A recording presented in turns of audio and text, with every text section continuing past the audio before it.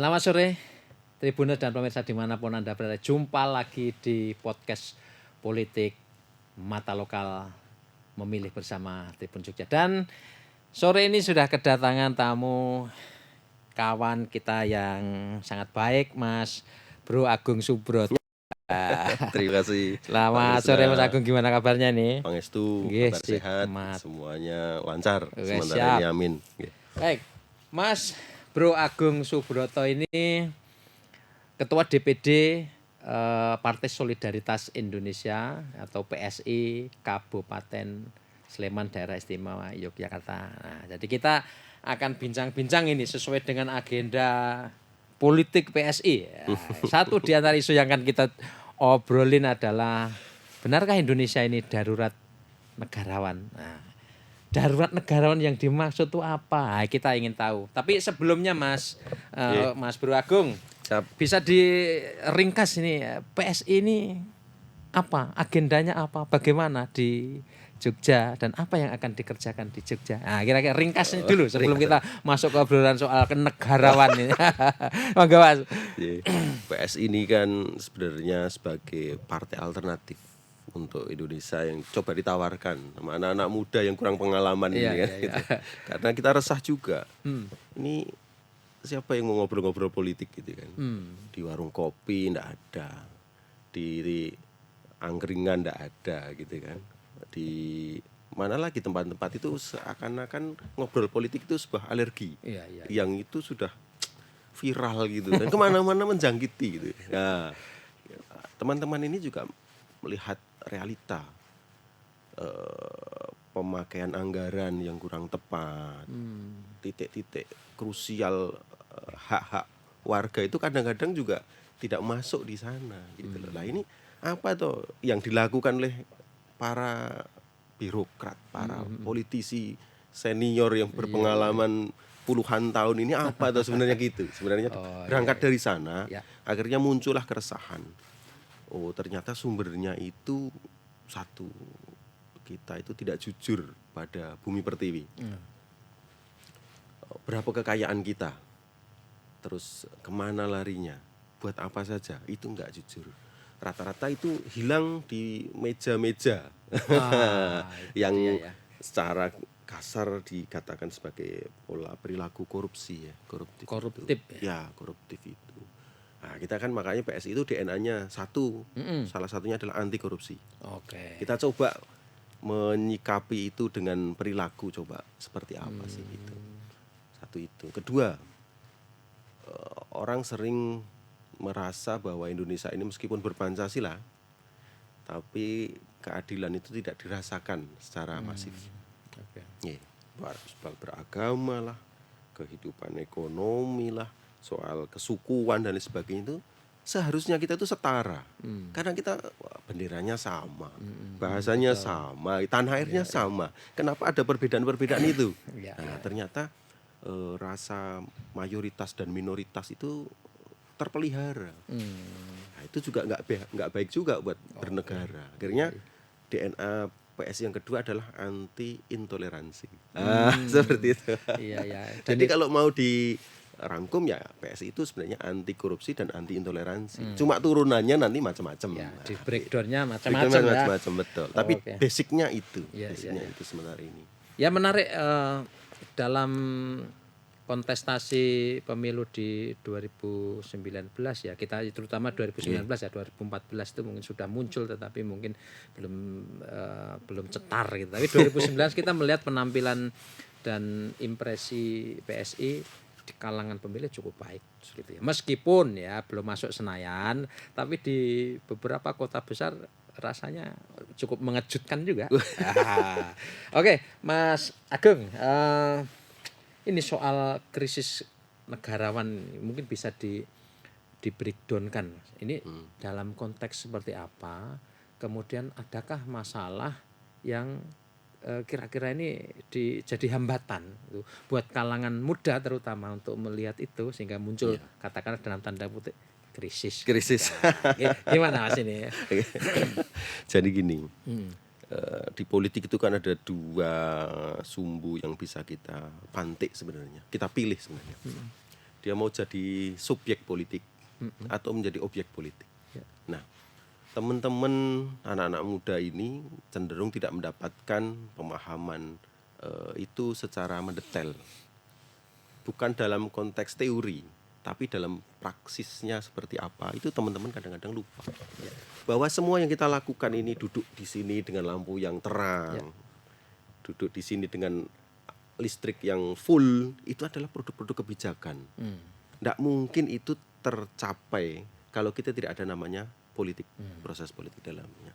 Nah, anak-anak muda itu membicarakan politik itu seakan-akan politik itu apa ya, ranah abu-abu gitu loh. Banyak jebakan-jebakan Batman di sana gitu kan. Itu yang nggak disukai. Karena Alergi gitu ya. alergi. Nah, orang mau bicara apa kalau sudah ngomong politik itu nggak mau gitu kan. Karena di sana stigmanya yang terbangun itu kan orang-orang politik itu kan satu licik. Kedua banyak intrik, ketiga korup-korup, nah gitu kan. Nah, ketika apa yang dikatakan sama apa yang dilakukan itu kadang-kadang berbeda. Nah, ini semua menjadi nilai yang ditangkap oleh publik seperti itu. Akhirnya orang menjadi apatis aja di bidang politik. Nggak mau kalau ayo ikut ini kata politik aja gitu loh. Mungkin kalau kita pakai dalam obrolan itu sendiri, kalau bisa itu dieliminir gitu, diganti. Saya lebih seneng kalau ngajak teman-teman muda itu, ayo berkegiatan bersama. Biar apa? Biar bisa mereframe bawah sadarnya gitu. Kita kira gitu Pak Krisna. Citranya atau persepsinya itu supaya berubah betul, gitu ya. Betul. Oke, tentu situasi kondisi yang seperti ini kan bukan tiba-tiba ya, itu kan masalahnya itu. Artinya apakah ini juga ada warisan dari sejarah masa lalu atau bagaimana? Kalau Mas Agus sendiri melihatnya apakah ada kontribusi dari situ? Kultur politik yang diwariskan kita, ini membentuk seperti sekarang ini situasinya. Ya, tergambar juga. Berapa orang tua yang mengajak anaknya untuk terjun di dunia ini? Sedikit sekali. Karena apa? Ada trauma-trauma politik yang warnanya itu nggak bagus lah, gitu kan. Warna hitam lah. Mungkin catatan-catatannya banyak sekali. Sehingga orang-orang tua itu sendiri mau ngajak anak-anak ngobrol soal kebijakan, soal penganggaran, soal kepedulian kepada sosial pun dibatasi. Mereka bisa berimprovisasi untuk keluarga itu ya. Punya uang ya sedekah, infak misalnya gitu kan, membangun rumah ibadah, bantu ini dan itu. Iya, itu secara personal. Tapi kalau itu dilakukan secara organisasi politik, itu akan menjadi kekuatan yang luar biasa sekali. Karena sekeras apapun kita bicara, kalau itu di luar gedung parlemen enggak kepake. Iya benar. Jadi berpolitik itu memang harus di dalam jalur yang semestinya begitu ya. Jalur jalanan agak sulit ya. Ya bisa, itu aspirasi saja. Okay. Tapi kalau di sana pintunya tertutup, telinganya tertutup, nah itu udah. Oleh karena itu harus nyemplung. Harus terlibat di sana. Apapun yang terjadi, ini negara ini harus tetap berjalan. Teman-teman kemarin tanggal 14 ini adalah pendaftaran terakhir untuk caleg se-Indonesia kan. Saya ngantar teman-teman PSI Sleman itu. Ya, itu daftar di hari Sabtu tapi. Mas Agung juga? Saya ikut. Saya ketuanya kan harus. Bukan maksudnya nyalek juga ini? Iya ikut ikut meramaikan, ikut bareng-bareng teman-teman. Nah, saya juga bicara kepada teman-teman soal jadi nggak jadi itu urusan Tuhan. Tapi soal kamu mengambil langkah itu adalah keputusanmu dan itu harus kamu yakinkan. Saya bilang begitu. Kadang yang nggak kuat itu kan kos politiknya. Loh, katanya kan harus punya modal finansial dan modal sosial gitu kan. Lah anak-anak muda mana punya itu? Iya, betul. Nggak punya. Duit dari mana? Iya, betul. Sosial, pergaulannya umurnya berapa? Lalu kalau usia 20, 30 tahun anak-anak PSI umur segitu. Iya. Temennya berapa sih? Gitu. Betul. Tapi saya yakinkan bahwa dengan adanya kamu nyalon, itu kamu sudah membuktikan pada Indonesia ini bahwa kamu itu peduli. Bukan hanya peduli dalam kata, tapi kamu sudah tindakan. Itu sudah. Ya orang-orang dulu kita itu tidak punya modal untuk merdeka. Saya bilang begitu. Bang Guru Unceng dulu. Tapi ya maju saja. Jadi nyalek ini adalah bagian yang harus diperjuangkan begitu ya. Itu Apapun kondisinya. satu-satunya langkah untuk mau masuk ke sana harus nyalek. Kalau nggak nyalek nggak mungkin duduk di sana. Iya, Jadi iya, iya. itu Dan tidak bisa berjuang secara politik kan. nggak bisa. Berdemokrasi iya, Betul. beraspirasi iya. Tapi kalau untuk mau merubah keadaan, saya cerita sedikit Mas Iya, Krisna. iya, iya. 3 hari lalu itu saya itu di jalan itu kan naik motor gitu kan. Kebetulan habis fotokopi naik motor itu. Saya itu lihat ibu-ibu usia 90 tahunan lah gitu loh.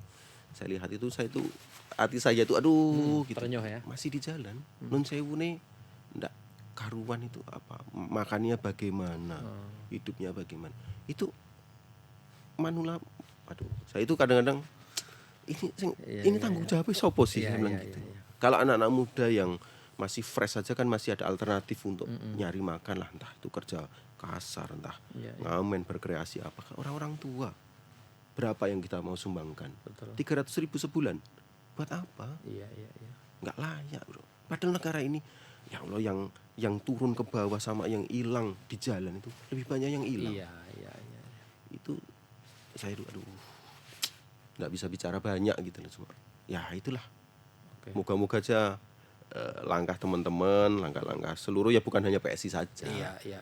Semua partai itu juga punya harapan yang sama gitu kan. Cuma kebetulan kita ngajak anak-anak muda lah, ayolah. Ini kalau ibu-ibu yang senior itu sudah tidak ada, bapak-bapak yang senior sudah tidak ada. Siapa yang mau meneruskan? Gap itu harus ditutup. Betul. Nah, karena gitu. Nah, belajar dari kompetisi yang sebelumnya pemilu 2019 ini kan capaian, tadi saya bilang capaian PSI cukup baik di beberapa, terutama di Jakarta ini kan bagus lah ya, bisa menempatkan banyak perwakilan di DPR ya.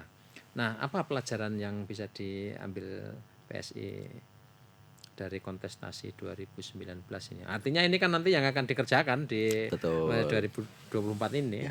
Nah, di 2019 kita itu ikut pemilu pertama kali. Artinya ya sih gelagapan gitu kan. Ini aturannya bagaimana. Kalau undang-undang PKPU kan bisa dibaca. Cuma habitnya, terus ritme teman-teman bekerja itu kan juga masih gagap gitu kan. Makanya kalau ada yang menertawakan PSI partai satu koma gitu itu ya kita wajar saja. Nggak ada itu pohon itu tumbuh langsung madung dhuwur gitu, nggak ada. Proses itu harus dijalan. Kalau kita tahu-tahu udah di atas itu nanti akan terjadi latah politik dan itu dampak secara ininya nggak bagus. Saya percaya itu. Alam itu sudah punya tata caranya lah untuk ini. Nah, 2019 itu kenapa kita baru menempatkan 72 anggota legislatif seluruh Indonesia. Jogja ada 1, Bro Stefanus itu di provinsi. Terus kemudian Semarang itu di kota itu ada 3. Di Jakarta ada satu fraksi, di Bandung ada fraksi itu. Nah, yang perlu kita koreksi di waktu itu adalah satu, struktur organisasi itu belum lengkap, belum sempurna. Kedua, antusiasme teman-teman ini hanya sekedar mengisi slot saja untuk mencaleg itu. Jadi spirit untuk bertarungnya itu masih kurang. Jadi kayak kepedean gitu loh. Oh ini sudah terkenal, sudah ini dan sebagainya. Itu akhirnya jumowo kan, terlena lah itu. Ketiga ya kita melihat kinerja teman-teman di beberapa di DPRD Jakarta itu kan aktif sekali untuk membela kepentingan masyarakat, itu menjadikan teman-teman sekarang ini agak pede untuk berkompetisi. Kira-kira seperti itu. Ada role modelnya itu ya. Sudah ada ininya lah. Nah, itu udah bisa jalan kayak gitu kira-kira. Ya luar biasa, dan ekspektasi masyarakat ya cukup baik lah. Artinya kita bisa melihat dari capaiannya itu kan, artinya ada feedback yang bagus gitu kan. Nah, ini perjalanan 5 tahun kan tentu diuji nih. Nah, diuji apakah performanya juga akan seperti 2019 atau bagaimana perjalanan ini untuk menjawab itu bagaimana Mas Bro? Kalau itu kita sebenarnya punya komitmen kepada masyarakat. Kita ada hotline yang bisa diakses sehingga aspirasi kawan-kawan maaf kata masyarakat dan kawan-kawannya memerhatikan, itu juga bisa tertampung. Tidak ada langkah yang sempurna, tapi setidaknya ada progres perbaikan, itu yang akan tetap dilakukan. Jadi kalau head to head dengan partai besar, ya tentu kita tidak sebanding gitu kan, ya kan dari segi pengalaman dan sebagainya. Tapi kita punya keinginan tulus untuk mengajak seluruh elemen bahwa kita itu wakil rakyat, bukan semena-mena abuse kepada mandat yang diberikan seperti itu. Jadi harus tetap dikontrol. Betul. Harus ada kontrol. Harus ada kontrol. Kemudian secara kelembagaan maupun secara personal ya Mas Bro Agung, ini bagaimana melihat harapan masyarakat dalam dunia politik, terutama ini menjelang 2024 ini, selama ini yang sudah berjalan, apakah kira-kira masih ada kesamaan dengan yang dulu atau kira-kira ada harapan yang mungkin jauh lebih tinggi barangkali?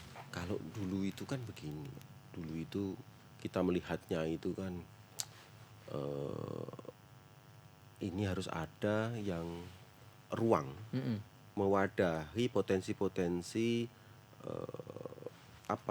suara, potensi-potensi harapan masyarakat yang tidak tertampung dalam bentuk golput. Iya. Gitu. Golput itu dulu itu tinggi sekali, tapi begitu ada PSI masuk, kayaknya suara PSI ini sebanding dengan suara yang golput. Artinya kita bisa rodok pede gitu ngeklaim bahwa teman-teman golput ini sudah percaya masuk ke PSI suaranya gitu. Meskipun tidak jadi aktivis di partai, tapi menyumbang suara itu sudah salah satu bentuk aktivitas politik yang harus dilakukan. Jadi masih terasa betul ya, ini ada kelompok masyarakat yang belum percaya. Percaya. Jadi pelan-pelan kita ikut. Tapi kalau kinerja kita jelek sama dengan yang lain gitu kan 11-12, ya nggak mungkin ada kepercayaan itu. Makanya kita secara partai itu bilang kepada teman-teman, kita ada MOU khusus itu. Kalau kamu melakukan sidang, kamu harus live dan sebagainya. Tingkat kehadiran harus 100%, maksimal absen itu berapa kali, harus ada laporan secara bulanan ke struktur dan sebagainya. Jadi ada mekanisme kontrol internal yang kami lakukan di samping penjaringan kritik dari masyarakat. Dan itu untuk menjaga performa ya, maksudnya ya. Betul. Kadang-kadang lena itu, lalai itu, duduk gitu begitu duduk lupa gitu. Aduh. Iya. Terus kembali lagi tadi soal ajakan PSI terhadap kalangan muda ya, sudah dilakukan, pesan-pesan sudah disampaikan ketika pendaftaran caleg. Apa mungkin langkah-langkah yang lebih taktis yang dilakukan PSI terutama di Kabupaten Sleman untuk menggait suara jauh lebih banyak lagi ketimbang pemilu yang lalu? Jadi begini, anak muda itu kan satu-satunya harapan sebenarnya kan. Cuma warnanya kan banyak itu. Ada yang senang musik, ada yang senangnya game online, ada yang senangnya di seni budaya, masing-masing itu tidak bisa kita rangkul dalam satu ruang. Harus disiapkan segmen-segmen tersendiri. Oh, ini ruang untuk kreativitas. Oh, ini ruang untuk iptek. Oh, ini ruang untuk game, untuk ruang hobi dan sebagainya. Harusnya kita sudah mulai memilih dan memilah kan. Makanya semalam saya selesai rapat sama teman-teman itu jam 1. Ya membicarakan itu. Kamu suka apa gitu kan. Oh, dia ternyata itu event-event yang dia garap itu soal musik. Ada yang soal apalagi kemarin itu lomba burung. Ada lagi. Ya kan komunitasnya di betul, ada yang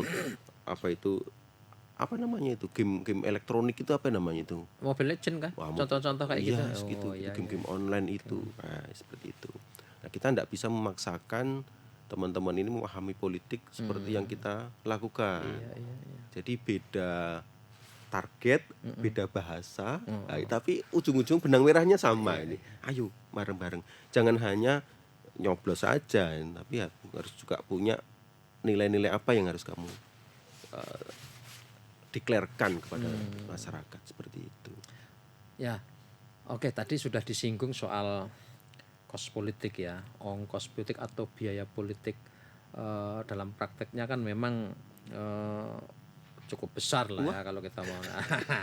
Nah, tetapi rasanya ada jalan lain yang bisa dilakukan, kos mungkin kecil tetapi hasil besar. Impact-nya besar. Ya, mungkin manfaatkan media sosial dan lain sebagainya. Betul. Apa yang disondingkan ke teman-teman di PSI Sleman?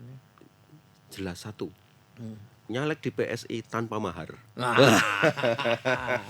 Oke, karena DNA-nya tadi itu ya anti korupsi dan anti intoleransi. Ya. Loh, mahar itu berapapun nilainya, itu adalah catatan yang harus kita buat. Iya. Kalau itu semakin besar, beban itu akan semakin besar. Ngijoline piye? Karena gitu. Sudah langsung ke sana ya. Langsung ke sana. Iya. Kalau nggak punya kalau seseorang belum selesai dengan dirinya, iya, itu pasti urung duit anyep. Nah, gitu kan. Iya. Enak duit panas ini kan. Ngambil dari sana, dari investor, dari rekan dan lain sebagainya. Ya monggo. Tapi ya jangan merusak tatanan kan gitu. Kebanyakan itu keplesetnya di sana. Ongkosnya besar, maharnya besar, terus kemudian begitu nggak jadi limpung gitu kan secara mental. Betul. Begitu jadi juga ngitung. Kemarin yang tak utangi sopo, untuk opo dan sebagainya. Transaksi seperti itu yang sebenarnya merusak. Kita melihatnya istilah tidak usah mahar, tidak ada mahar. Tapi kalau hanya sekedarnya beli pulsa untuk aktivitas, ketemu teman-teman membagikan kartu nama, ini kan bukan mahar itu kan aktivitas pribadi yang harus dilakukan dan sebenarnya nilainya tidak seberapa. Gitu. Kalau bayangkan aja Pak Krisna, kita itu kan dapat katakanlah 50.000, 100.000 gitu kan, serangan fajar itu kan. Partai kita itu ada 18. Caleg di Sleman itu ada hampir 800, harusnya 900 itu, 800. PS itu kemarin kirim 50. Berarti kan sekitar 700-an lebih. Itu kan dapat dikatakan kan duwe sangu kabeh. Hak suarane piro? Cuma 1. Kadang-kadang makanya terima 3 amplop, 4 amplop, nyoblosnya cuma 1. Terima uang pun belum tentu dicoblos. Iya, betul. Makanya kita sudah, orang itu 10.000, 20.000, 1.000 pun sering megang. Kalau dikasih itu kadang-kadang tersinggung. Mending kita semua orang itu punya kejujuran, punya hati nurani. Ora sanggup mahar, ora sanggup money politik. Seperti itu. Jadi pede gitu loh maksudnya. Pede aja. Yang penting kamu punya program. Ojo programnya ndak ada ya nanti ndelahom juga sama aja, nanti nggak ada perbaikan. Oke. Selanjutnya ini ya mau nggak mau ya pasti itu jadi tantangan tersendiri buat para aktivis dan tentu caleg PSI Sleman lah ya. Nah, menurut Mas Bro masih adakah itu ruangan untuk anak muda di kita ini kemudian berpartisipasi dalam pembangunan ya bangsa dalam tanda kutip ini sih, gimana sih ininya untuk memetakan itu? Sebenarnya tadi kembali lagi pada anak-anak muda itu kan cerdas dan cenderung tidak mau diatur. Biarkan itu mereka dengan gaya mereka. Selama value yang kita tanamkan itu benar, jalan itu tidak akan pernah jauh-jauh. Katakanlah begini, mulai jujur dengan diri sendiri, mulai jujur dengan keluarga, mulai jujur dengan lingkungan. Nah, efeknya semakin besar. Itu sudah merupakan praktek implementasi anti korupsi yang dilakukan. Korupsi itu apa sih sebenarnya? Apakah korupsi itu semuanya tentang uang? Bukan. Tentang amanat, tentang kepercayaan, tentang informasi. Itu juga selama tidak ada distorsi di sana juga utuh gitu. Saya pikir juga itu lebih bijak, lebih baik. Karena uang itu kan hanya sekedar simbol-simbol, angka-angka alat aja itu kan. Dan itu kadang-kadang membuat silap seperti itu. Pengennya uang tapi semua informasi ditutupi. Nah, gitu kan. Pengennya semua uang itu hak-hak orang-orang tidak diberikan gitu kan. Itu yang salah. Coba kita bangun dari ruang keluarga yang paling dekat. Budaya-budaya ini yang harus kita tanamkan. Misalnya yang paling sederhana sekali adalah lampu merah. Lampu merah ya. Lampu merah itu begitu merah ya berhentilah sudah. Tuh. Kalau ya di antrian. Kalau di toilet maaf kata ya selesai ya dibersihkan dan lain sebagainya kan. Perilaku-perilaku dari diri sendiri yang tidak memberatkan sebenarnya. Tapi cenderung menjadi budaya yang akan terimplementasi secara baik. Seperti itu. Ya pengalaman ini ya, kadang-kadang kita kalau datang ya, ini watak, ini menyangkut soal watak dan perilaku. Memang kita datang ke satu wilayah yang tertib ya, kita bisa ikut tertib juga sebetulnya. Anehnya itu, begitu pulang balik lagi gitu. Ada lagi, kumat lagi. Nah, oke, ini lanjut. Nggih. Kira-kira ini identifikasi problem-problem atau persoalan di Kabupaten Sleman ini dalam kacamata PSI ini apa sih kira-kira yang krusial gitu, terutama mungkin yang anak muda, terutama ya problem-problem generasi muda. Kita akan memasuki masa bonus demografi, ada begitu banyak tinggi ya jumlah mudanya ini potensial. Gimana Mas? Sleman lah ya. Sleman itu sebenarnya kan banyak harapan, banyak potensi. Budayanya, alamnya gitu kan. Bahkan harga tanah di Sleman kan lebih tinggi daripada yang lain. Iya. Wes gitu kan. Taubat ya. Artinya sebenarnya Sleman ini kembali lagi coba sisir satu-satu. Kebutuhan dasar apa sih? Oh, eksistensi misalnya seperti itu. Ya sudah. Pemerintah daerah harus memberikan ruang untuk eksistensi itu. Eksistensi ini kan macam-macam Pak. Dia memang kalau berprestasi ya sudah kasih jalur khusus untuk prestasi. PS ini ke depan mau mengharapkan adanya sekolah gratis dan biaya BPJS gratis. Gitu. Ke depannya begitu. Dari mana ambilnya? Ya dari uang negara, uang pajak itu. Makanya uang pajak yang masuk kepada PDB-nya kita itu harus dikelola benar-benar, harus tepat guna, tepat sasaran begitu. Kalau ada uang pajak ini yang nggak masuk ke sana, itu sudah merugikan berapa. Gitu. Jadi ada pos-pos yang harus diisi dan itu proporsinya tidak bisa diprosentase lagi. Oke, jadi itu ya. Kalau anak-anak muda, kami membuka ruang seluas-luasnya. Besok minggu depan itu kami ada acara namanya Soda Fest, Solidaritas Muda Festival. Kita ada melibatkan warga, anak-anak muda terutama itu. Di mana Mas ini? Di Sleman, di Ngaglik juga. Oh, di Ngaglik ya, oke. Itu nanti kita akan ngajak anak-anak muda lah, ayo ini loh guyup sama ibu-ibu masak-masak ternyata. Gitu. Jadi anak muda kalau nggak ditarik-tarik begitu nggak mau. Nggak gimana ya, nggak pede gitu loh kalau ngumpul-ngumpul gitu. Ya sudah kita tarik, ada hiburan musiknya, ada Karang Taruna lah, apalah, monggo kita. Jadi berpolitik riang gembira gitu kira-kira. Asik sekali pokoknya. Berpolitik harus asik soalnya. Harus asik ya. Ya, oke, Mas Bro Agung. Ini sebelum kita akan closing, saya minta untuk memberikan catatan ya agenda PSI Sleman, agenda menghadapi pemilu 2024, Pileg, mungkin juga terkait dengan Pilpres, sikap politik PSI. Jadi kalau secara politik kita itu semacam alternatif yang kita coba berikan kepada negara. Ini loh, ada partai politik yang sementara ini anak-anak muda sebagai motor penggeraknya. Besok-besok ya sudah tua juga, tapi tetap anak muda, jiwa muda tetap harus dipelihara. Pasti ada regenerasi toh. Pasti kaderisasi ada, regenerasi ada. Lalu harus kita lakukan. Sementara ini yang kita berikan baru semacam ajakan-ajakan, himbauan dan sebagainya. Itu karena apa? Berpolitik tidak bisa dipaksakan, harus dengan kesadaran sehingga totalitasnya lebih terasa. Satu itu.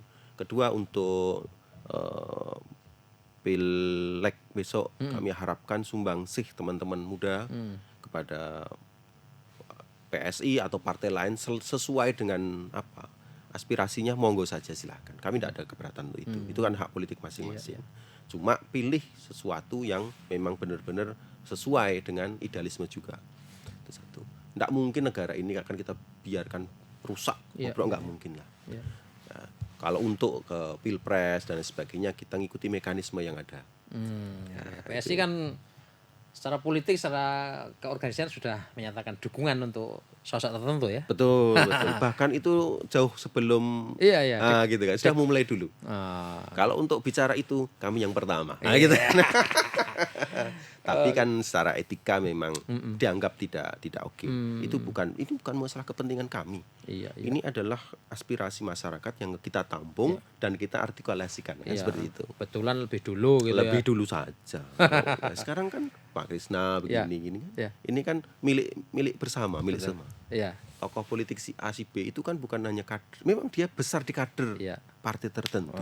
Tapi secara prinsip dia kan kader bangsa. Nah, gitu. Masing-masing kekuatan politik punya tolok ukur ya. Punya. Dan kebetulan PSI ini tolok ukurnya kok cocok sama sosok itu gitu. Ya, sementara ini masih linear ya. Kalau belok-belok juga ya tetap kita kasih lampu-lampu yang biar lurus kembali. Ya gitu. Iya. Baik Mas Bro Agung Subroto, Siap, ini terima kasih untuk kesempatannya kita ngobrol bareng. Dan Tribuners pemirsa dimanapun Anda berada, demikian bincang-bincang kita dengan Mas Bro Agung Subroto, Ketua DPD PSI Kabupaten Sleman, dan PSI akan tampil tetap sesuai dengan DNA-nya, partai muda yang anti korupsi dan anti intoleransi. Kita akan jumpa di ngobrol politik Mata Lokal Memilih berikutnya. Sampai jumpa, terima kasih. Terima kasih. Ya. Terima kasih, Kak Krisna. Terima kasih Mas Agung.